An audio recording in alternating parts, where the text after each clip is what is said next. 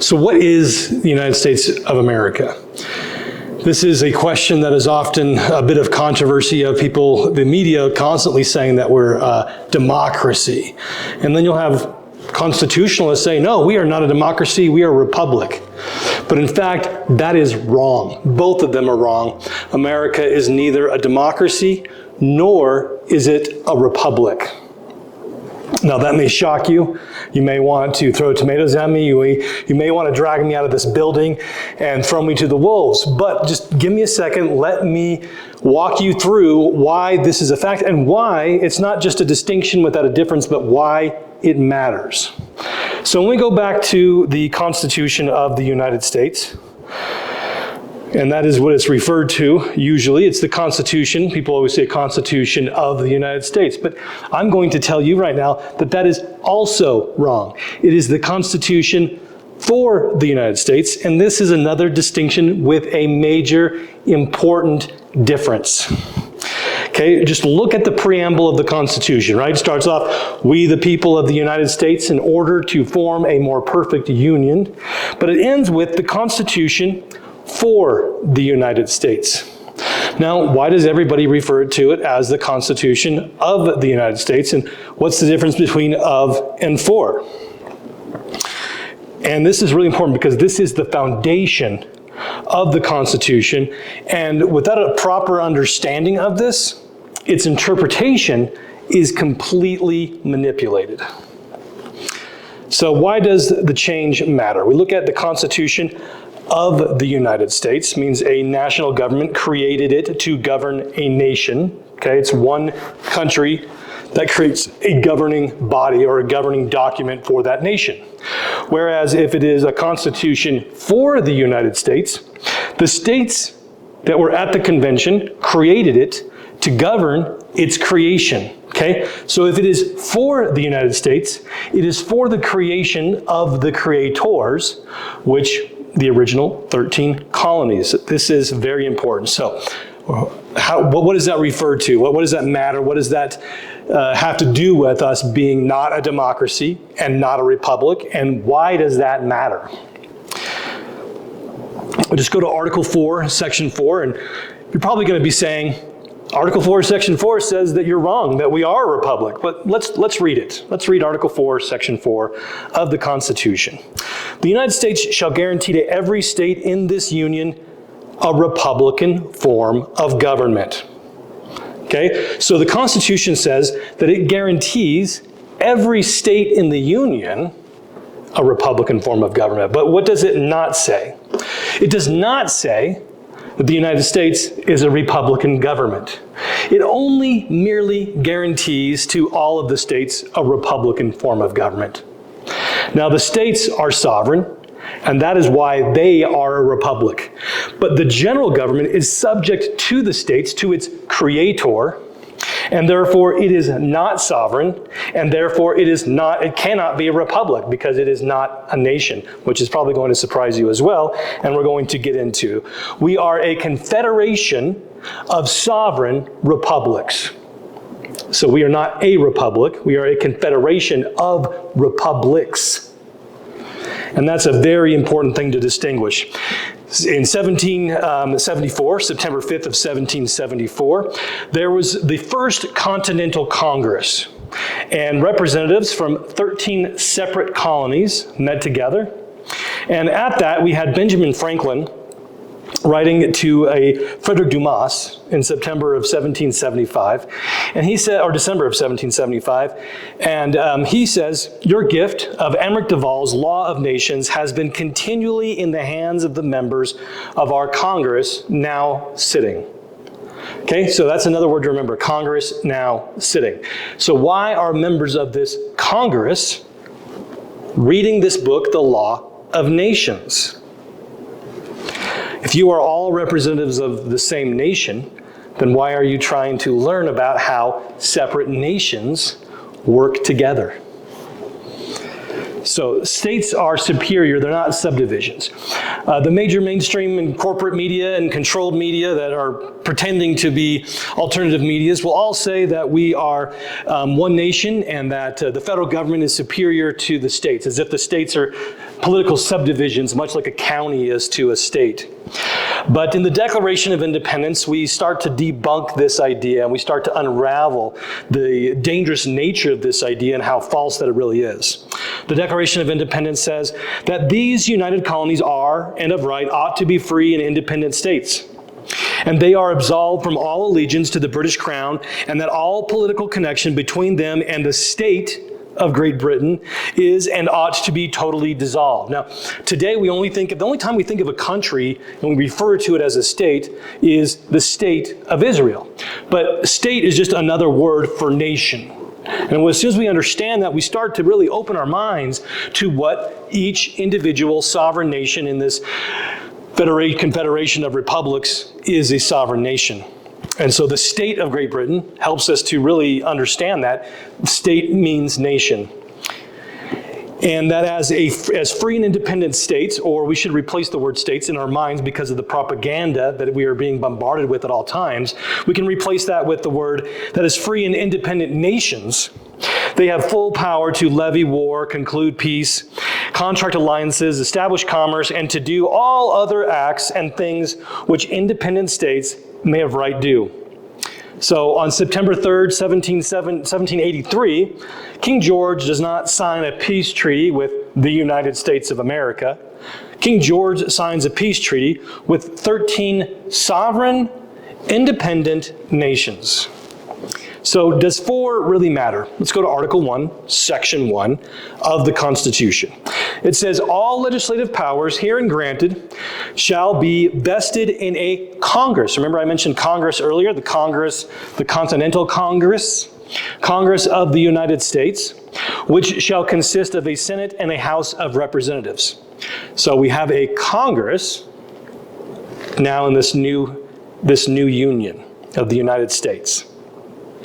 So previously in England, right, and well, still today, but under the colonies were under the Parliament of England.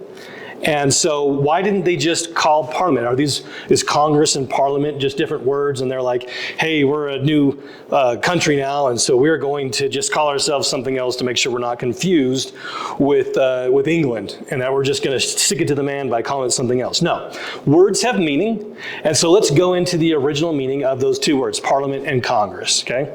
So why a Congress and not a Parliament?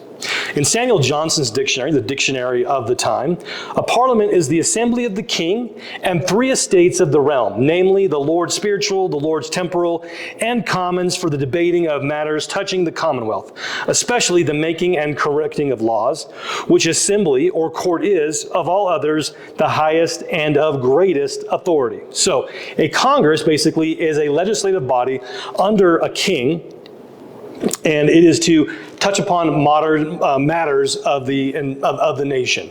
Okay, so well, the United States isn't under a king, so is that why they didn't call it a parliament? Because a Congress is like a legislative body for a country, but without a king? No, Congress also has a specific definition.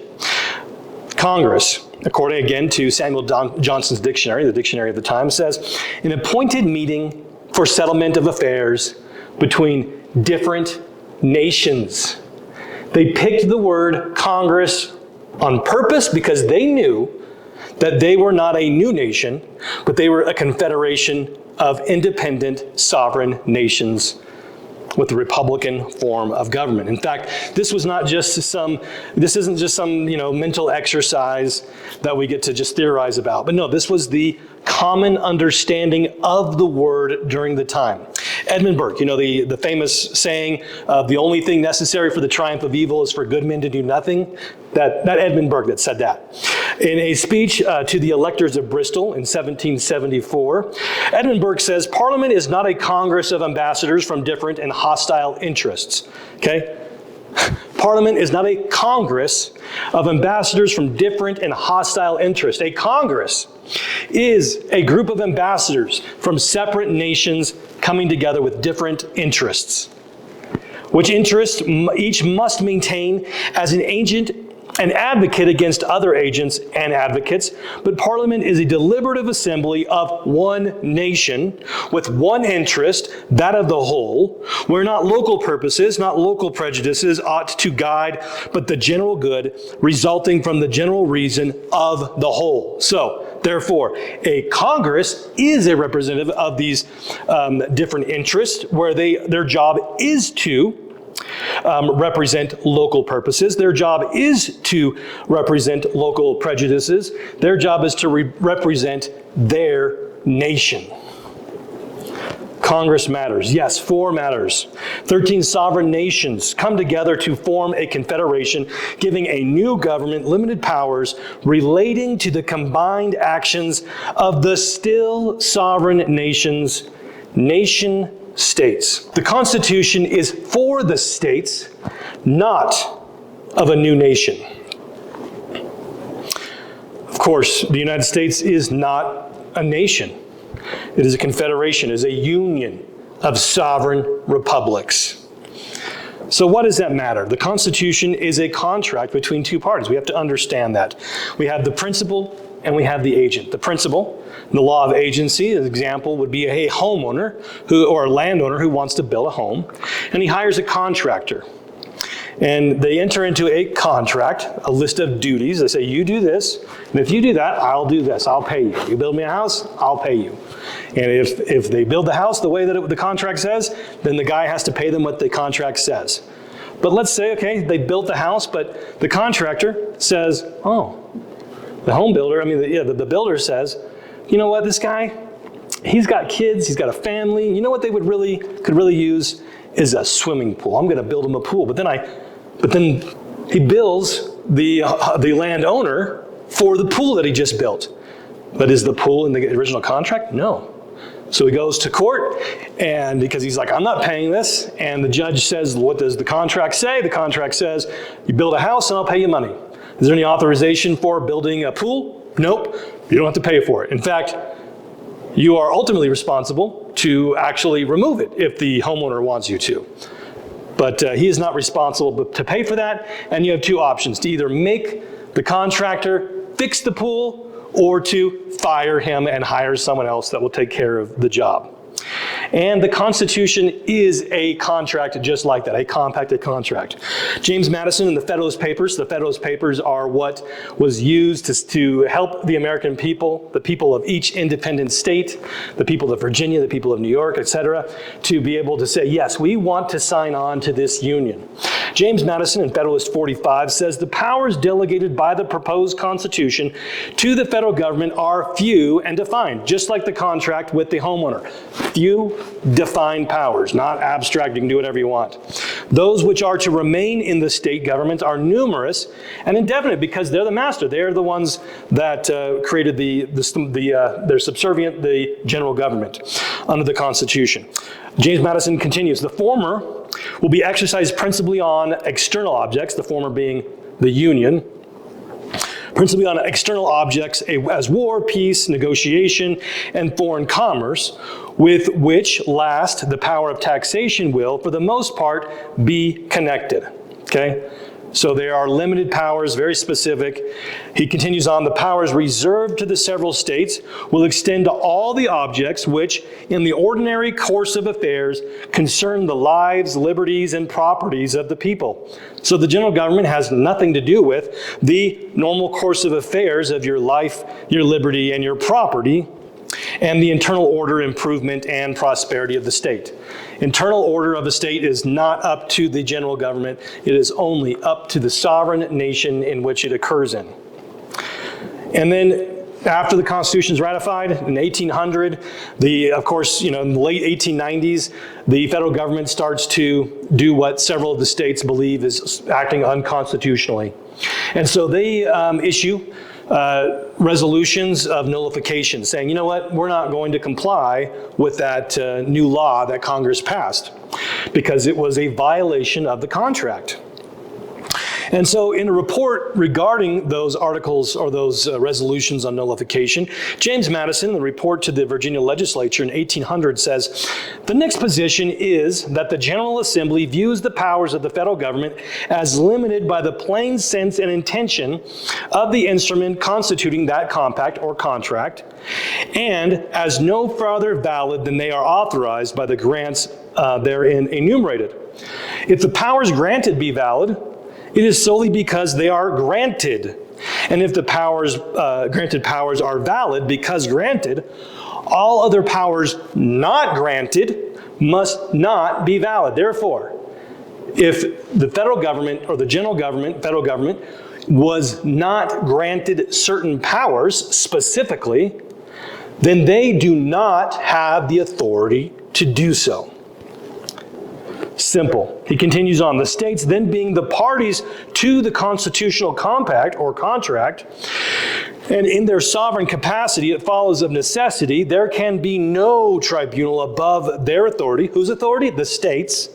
"To decide in the last resort whether the compact made by them be violated."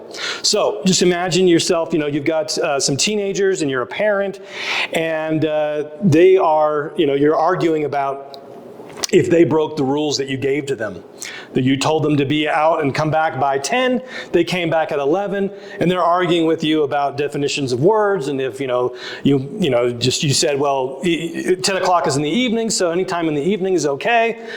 Who gets the final decision to decide what rule and if the rule was broken? The parent, obviously, the person that created the rules, the person that created the entity that they're discussing with, they're the ones that gets to decide if the rule was broken.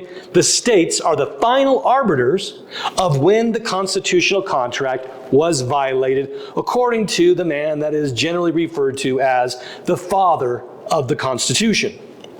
And consequently, James Madison continues, that as the parties to it, they must themselves decide in the last resort such questions as may be sufficient magnitude to require their interposition. Meaning, if the violation is so great that not only are they going to just nullify, they're going to stay back, I'm not going to enforce that, they might have to actually step in and do something about it.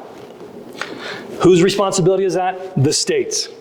In the Kentucky Resolution of 1798, Thomas Jefferson says that the several states composing the United States of America are not united on the principle of unlimited submission to their general government. There's no superior clause to the Constitution that says whatever the federal government does, that the states have to submit themselves to, but that by a compact or contract, under the style and title of a constitution for the United States and of amendments thereto, they constituted a general government for special purposes. Not for general purposes, not for broad purposes, special purposes, specific purposes, enumerated, listed purposes. And if we remember the definition of a compact, it is a formal agreement or contract between two or more parties. It is a contract, and the principal gets to decide if it's been, the creator of it gets to decide if it's been violated. Now, this contract is very much a part in the Constitution, the fact that it is a contract. Article 7 of the Constitution says, "The ratification of the Convention of 9 states shall be sufficient for the establishment of this Constitution between the states, so ratifying the same." So, they get to decide if they're going to ratify it. It's only between the states that say, I'm going to be a party to this contract. If they don't decide to be a party to the contract, they're not forced in, right? Only 9 states are required. So let's say, what happens to the other 13? I mean, the other 4, right? If they don't come on and sign on and be a part of it, are they forced to because the other 9 said yes? No. Because it's a contract between sovereign republics that did not create a new republic. Amendment 10 to the Constitution ratifies this even more, saying the powers not delegated to the United States by the Constitution, this contract between sovereign republics, if we didn't delegate to this new power, this new entity, these powers, nor were they prohibited by us, are reserved to the states or nations, respectively, or to the people. So again, in the ratifying convention for the Constitution, James Madison says clearly, according to the expositors of the law of nations, that a breach of any one article, right? You don't have to hey, you gotta be violating at least 51% of the Constitution before we can take action. He says no, a breach of any one article by any one party leaves all other parties at liberty to consider the whole convention to be dissolved unless they choose rather to compel the delinquent party to repair the breach. So they have two choices. If another party violates the Constitution, then the other parties involved get to say, okay, am I going to just say, hey, you broke the contract, we're done, you're fired, bye-bye? Or are they going to say, okay, no, this is the contract we went into, I'm going to enforce it, I want to preserve this contract, I like the contract, we're just going to make sure that you follow it. That's up to the states. Each individual sovereign state must choose between those two options of what they want to do. That is their right as the principal agent.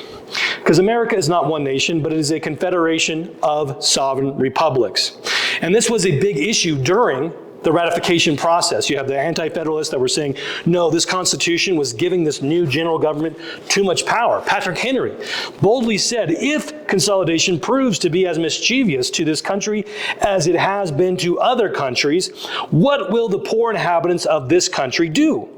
This government will operate like an ambush. It will destroy the state governments and swallow the liberties of the people without giving previous notice.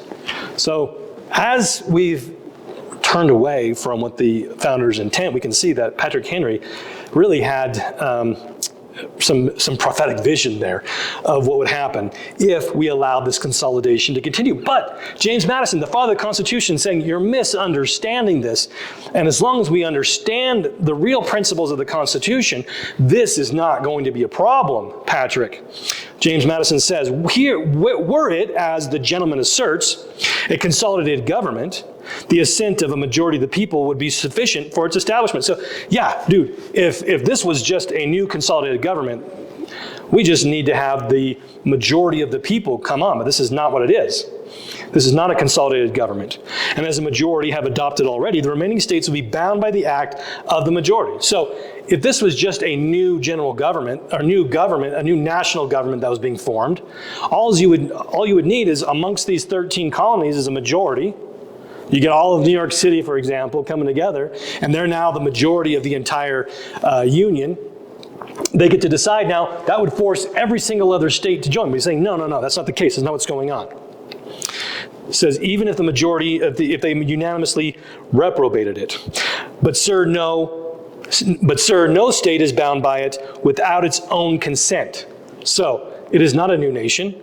It is still each sovereign nation, each sovereign state had the ability to say, it doesn't matter how many other people go along with this. If our state says no, we are not a part of this union. And in fact, in the Virginia Resolution of 1798, James Madison says that this assembly doth explicitly and peremptorily declare that it views the powers of the federal government as resulting from the compact to which the state are parties. So again, saying the powers that the federal government has are only coming from the contract, the Constitution, and as limited by the plain sense and intention of the instrument constituting the compact. So it's the plain intention of the language in the contract. We're not going to say fiddle around. The intent was clear. The language is clear. We don't need to say, well, this is another definition of the word. They knew what their meaning was. And no further valid that they are authorized by the grants enumerated in that compact. So if you weren't given that power, you don't have it. And so in Federalist 39, he explains what this means. What is the application of this? Because you have a lot of people say, well, the federal government ruled, you have the Supreme Court ruling of this, that, and the other thing. And he warned us against that we have not only the power, but we have the obligation to say no. We are a sovereign, independent nation that have come together for these few specific jobs. In Federalist 39, he explains, this is what we're doing. The act of the people as forming so many independent states, not as forming one aggregate nation, Each state, in ratifying the Constitution, is considered as a sovereign body, independent of all others, and only to be bound by its own voluntary act. In this relation, then, the new Constitution will, if established, be a federal, not a national Constitution. Now, that's going to be really weird to people. Federal, not national. People talk about the national government, the federal government. Those terms, they say, are interchangeable. But again, let's go back to the dictionary of the time. The definition of federal is what? Relating to a league or contract. So it is a contractual union, not a national union. It is not a new government. It is a contractual government between independent sovereign nations. We are not a new nation, as James Madison, the father of the Constitution, says. In Federalist 39, were the people regarded in this transaction as forming one nation, the will of the majority of the whole people of the United States would bind the minority in the same manner as the majority in each state must bind the minority. And the will of the majority must be determined either by a comparison of the individual votes or by considering the will of the majority of the states as evidence of the will of a majority of the people of the United States. Neither of these rules have been adopted. Each state, in ratifying the Constitution, is considered as a sovereign body, independent of all the others, and only to be bound by its own voluntary act.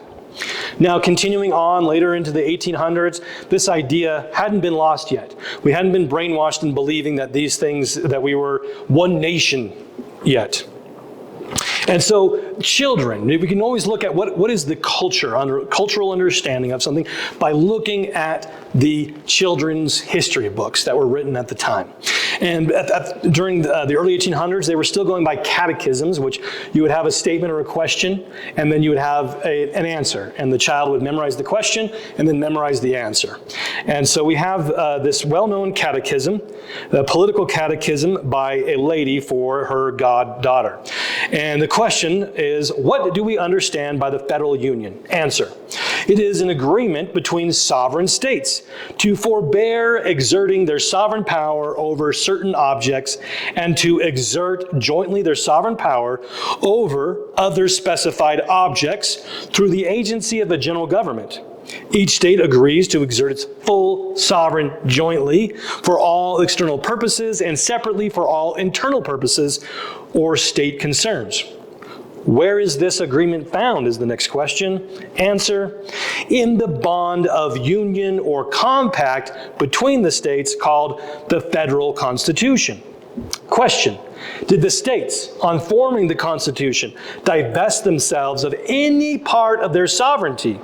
Answer: of not a particle.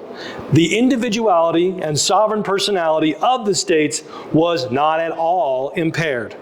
The Constitution is their power of attorney to do certain acts and contains, connected with their authority to act, their letter of instruction as to the manner in which they shall act. They are the servants. The power which gives validity to their acts is in their master, the states. Okay? Who is the master and who is the servant? The states are the master. The states are the creator. The states are the ones in charge. We've forgotten that. We need to remember our sovereign nature as states and start to enforce the Constitution. And that is exactly how you defend the Constitution.